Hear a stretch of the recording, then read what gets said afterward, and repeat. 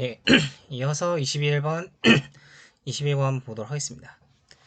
21번 보시면 이런 얘기가 나오네요. 윗글에 읽은 학생이 에피컷에 대해 비판한다고 할 때 비판 내용을 적절한 것만을 보기에서 있는 대로 고른 것은. 자, 비판한다고 할 때 비판에 동그라미 쳐주세요. 이런 읽기를 우리가 얘기할 때 비판적 읽기라고 얘기합니다. 여러분이 보통 글을 읽을 때 윗글의 내용 중에서 옳은 걸 고르시오.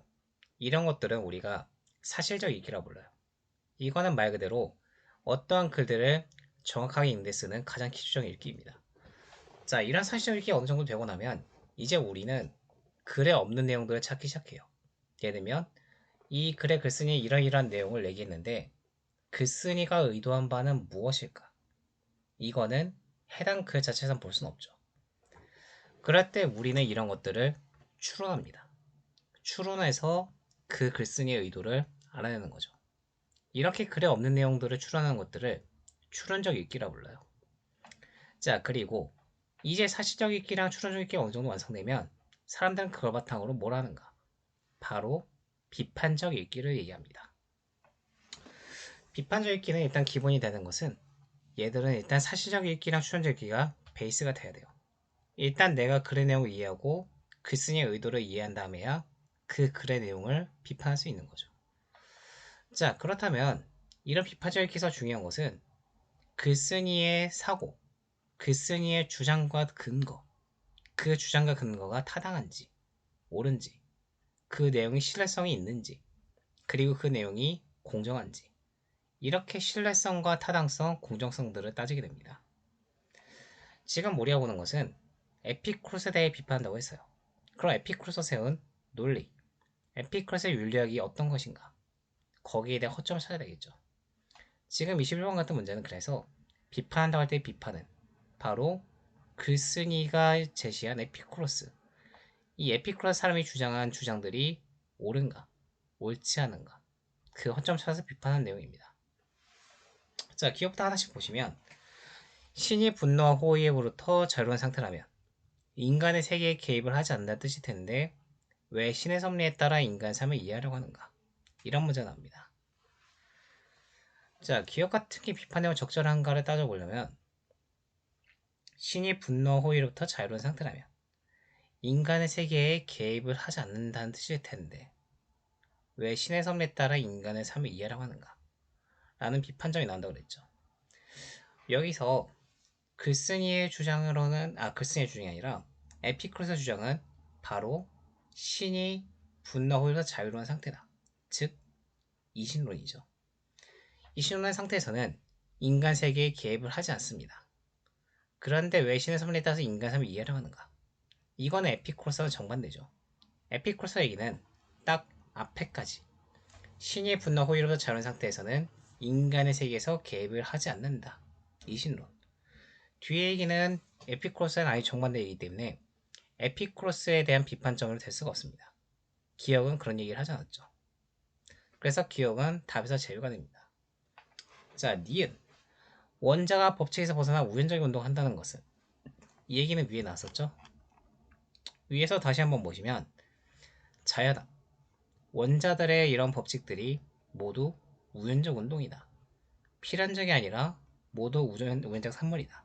이런 얘기를 했습니다. 자, 원자가 법칙에서 우연적 운동을 한다는 것은 인과 관계없이 뜻하지 않게 움직인다. 한마디로 완전 무정이란 거죠. 그것이 자유의지의 단초가 될 수 있는가? 이게 뭔 말이냐면 자, 원자 법칙에서 벗어나 우연적 운동을 한다는 것입니다. 이런 우연적 운동들은 말 그대로 무작위로 일어난 운동이고 거기서 누군가의 주관이나 의지가 개입하지 않습니다. 즉, 어떠한 뜻하는 것이 없는데 뜻하는다는 것은 바로 뜻, 그 사람의 의지죠. 그 사람의 의지와 관계없이 움직인다는 얘기인데 과연 이러한 인간의 자유의지에 관련 없는 완전 무작위의 산물을 바탕으로 우리가 이것을 자유의지로 주장할 수 있는가? 그거는 말이 되지 않는다. 그 얘기입니다. 그래서 니은은 답의 하나로 고를 수가 있겠죠. 니은은 일단 답 중 하나로 체크를 하게 됩니다. 자, 디귿. 인간이 죽음에 대해 두려움을 느낀다면 죽음에 이르는 고통이기 때문일 수도 있는데 사후 세계에 대한 두려움을 떨쳐내는 것만으로도 그것이 해소될 수 있는가? 자, 우리가 인간의 죽음을 두려움을 느낀다. 이 얘기를 위에 했었죠. 위에서 마지막 문단 보시면 사후 세계에 대한 두려움에서 벗어날 수 있도록 함으로써 자신의 삶을 자유적이고 주체적으로 살아갈 수 있는 길을 열어주었다. 이런 얘기를 합니다. 자, 에피쿠로스 윤리학은 신에 대한 개입을 배제하고 인간의 자유에 탐구하면서 인간이 죽음에 대한 두려움을 느끼는 것을 제거한다. 즉 사후세계 같은 건 없다. 인간은 영혼과 육신에서 영혼과 육신은 분리되지 않고 같이 소멸한다. 라는 얘기를 하는데 사람들은 죽는 것에 그 뒤에 사후세계를 고민하기도 하지만 또 한 가지 죽음에 이르는 고통 그냥 죽는 것 자체가 아플 것 같아서 그건 역시 고려 대상이 됩니다. 그런데 위에서 보신 에피쿠로스 윤리학은 그 점을 고려하지 않았어요. 인간의 사후세계 두려움 때문에 그런 것들을 우리가 죽음을 두려움을 극복하지 못한다. 하지만 단지 사후에 대한 두려움이 아니라 사람이 그냥 죽는 게 아프고 고통스러울 것 같아서 그것을 우리가 고려하지 않았죠. 그래서 디귿도 비판점으로 체크할 수 있겠습니다. 디귿도 동그라미를 쳐주세요.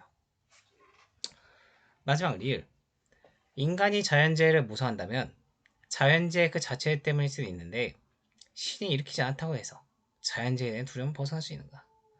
자, 이것도 마찬가지로 두 가지로 고려야 됩니다. 인간이 자연재해를 두려워하는 것은 예전에는 자, 예전에는 신이 일으켰다고 해서 그것을 두려움을 느꼈죠.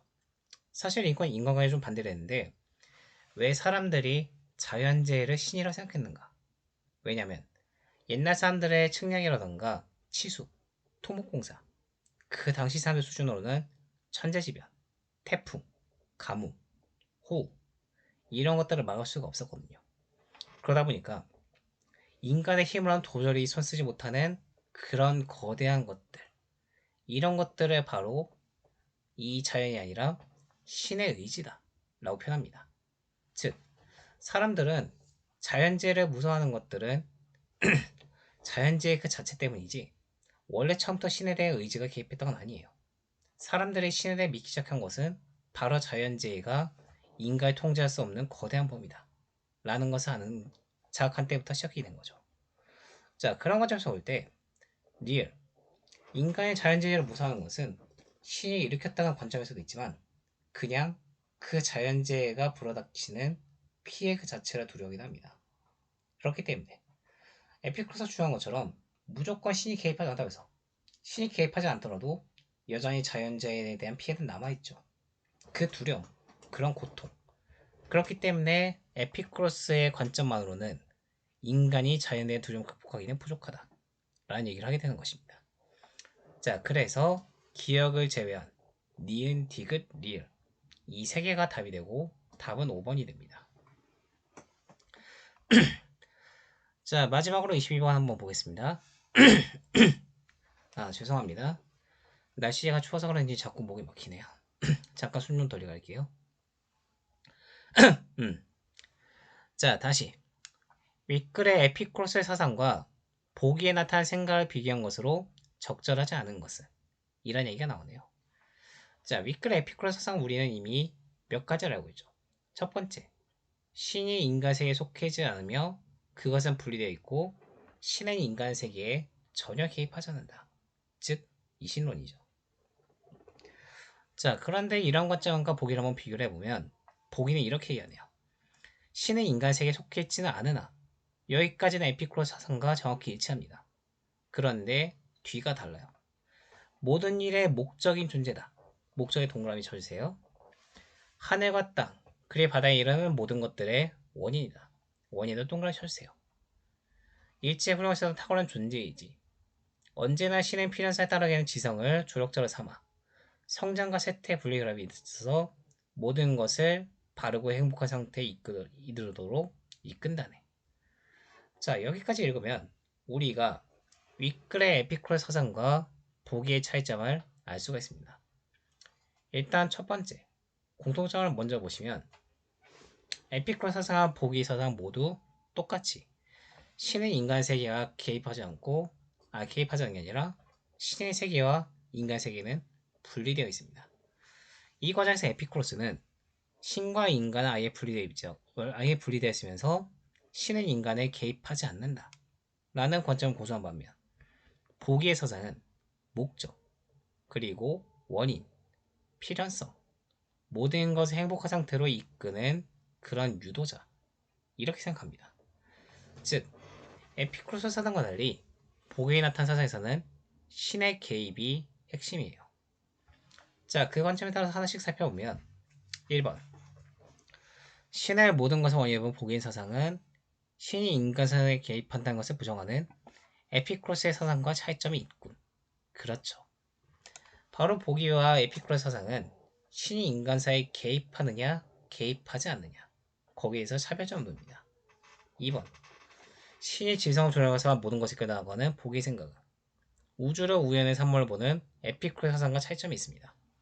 자, 신이 만물을 이끈다는 것, 신의 지성을 바탕으로 모든 것들을 바로 올바르게 이끈다고 도전하는 반면에 에피쿠로스는 우주를 우연적인 산물로서 그 모든 과정은 자연적으로 발생한 것이다 라는 관점을 보입니다. 여기서도 역시 차이점이 있죠. 자, 3번 신은 모든 일의 목적인 존재로 보는 보기의 생각과 신이 불사하는 존재란 모든 존재. 일단 이 두 관점은 모두 신의 존재를 근본적으로 인정합니다. 그래서 3번도 맞는 얘기죠. 4번 신이 모든 것을 바로 행복한 상태에 도달하게 한다. 자, 바로 보기의 생각은 신이 중요합니다. 모든 것을 완벽하고 올바르게 온전하게 만드는 것은 바로 신이다 라고 생각한 반면에 에피쿠로스는 바로 아까 말씀드렸던 쾌락주의 윤리학, 사람이 어떠한 자유의지가 개입하여서 남이 아니라 초자연적인 신이 아니라 자기가 스스로 그런 것들을 행복 완성합니다. 이런 것들이 바로 차이점이 있죠. 그런데 마지막 5번 자, 보기의 생각에서는 신이 인간 세계에 속해 있지 않다고 보는 생각과 신이 중간 세계에 있다고 하는 에피쿠로스 사상은 신의 영향력이 인간 세계 외부에서 온다고 보는 공통점이 있다고 얘기를 했는데, 자, 위에 한번 다시 보시면 에피쿠로스는 신이 우주 사이에 있는 중간 세계에 살며 인간 사이에 개입하지 않는다는 이신론적 관점을 주장한다고 얘기를 했습니다. 다시 밑에 내려가서 보기 함께 보면 신이 인간 세계에 속해 있지 않다고는 보기의 생각, 그리고 신이 중간 세계에 있다고 보는 에피쿠로스 사상. 이들은 신의 영향력이 인간 세계 외부에서 온다고 보는 공통점이 아니라 에피쿠로스는 신의 이런 것들이 바로 우주와 그 안에 속한 인간 세계, 그리고 중간 세계, 그리고 이런 우주들, 즉 신은 모두 같은 세계에 있다고 봤어요. 인간 세계 외부가 아니라 같은 세계에 있는데 그 중에서 인간 세계에 분리되는 중간 세계. 여기서 오는 신의 영향은 인간 세계 외부 문제가 아니라 바로 신들이 지닌 본능적인 힘입니다. 거기서 차이점이 있는 거죠. 5번이 틀린 이유는 나중에 한번 다시 짚고요. 그래서 일단 두 개의 차이점. 1번부터 3번까지는 여러분이 생각하신 것처럼 바로 신의 목적인 존재, 그리고 신이 인간사에 개입하느냐 그렇지 않느냐. 5번을 다시 한번 살펴보시면 그래서 인간 세계 외부에서 온다는 보는 공통점이 아니라 에피쿠로스는 이런 모든 것들이 세계에서 분리된 그 각자의 세계에서 온다고 보았습니다. 그런 것에서 차이점이 있는 거죠. 이 얘기는 나중에 한 번 더 보충하도록 하겠습니다. 그래서 속어법으로 5번이 답이 됩니다. 일단 오늘 진도 여기까지 나오고요. 일단 다음 주는 저희가 말씀드린 대로 독서활동 보충이니까 각자 독서활동 해주시고요. 다다음 주 월요일쯤에 독서일지 걷어서 저한테 주시면 될 겁니다. 예, 오늘은 여기까지 하겠습니다. 다들 수고하셨습니다.